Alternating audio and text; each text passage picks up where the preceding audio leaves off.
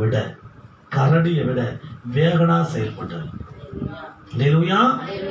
எப்படி ஆசீர்வாதத்தை பறிக்க முடியும்? எப்படி ஆண்டு தூக்கி போக முடியும்? சிங்கம் ஓடுற ஓட்டத்தை விட தாவீது ஓட்டம் அதிகம். சிங்கம் கரடியோட ஓட்டத்தை விட தாவீது ஓட்டம் அதிகம். அதிகமா பிரயாசப்படுறாரு, இன்னும் பிரயாசப்படுறாரு, இன்னும் பிரயாசப்படுறாரு. பிரயாசப்பட்டு சங்கீதத்தை விட வேகனா ஓடி அவர் என்ன பண்றாரு? அது காலை பிடிச்சி இழுத்து போட்டு கழுத்தை மிதிச்சு வாயில இருக்கிற ஆட்டுக்குட்டிக்கு மீட்கக்கூடிய அளவுக்கு பலம் எங்க இருந்து வந்துச்சு தெரியுமா? துதிக்கிறதுனால வந்துச்சு, ஜெபிக்கிறதுனால வந்துச்சு, ஆண்டவரை தேடுறதுனால வந்துச்சு. அல்லேலூயா, அல்லேலூயா. ஆனா அதே ஜெபம் இல்லாம ஆண்டவர்கள் நம்பிக்கை இல்லாம என்ன பண்ண தெரியுமா?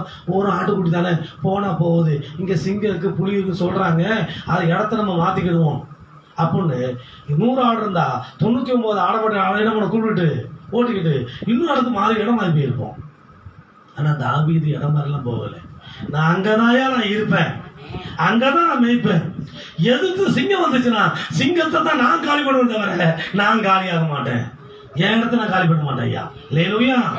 அப்ப நம்ம ஆவிக்குரிய ஜீவியத்துல எவ்வளவு பிரச்சனை வந்த நெருக்கங்கள் வந்தாலும் நம்ம விசுவாசத்தை ஒரு நாள் வழிவகைக்கு போகவே கூடாது. விசுவாசத்தை ஒரு நாள் வெளியில் போகக்கூடாது. அவிசுவாசம் பேசவே கூடாது. என்ன நடந்தா நடக்கட்டும், நான் எப்போதும் ஆண்டவர் பிள்ளையா தான் இருப்பேன். அது என்ன ஒண்ணு சேதப்படுத்த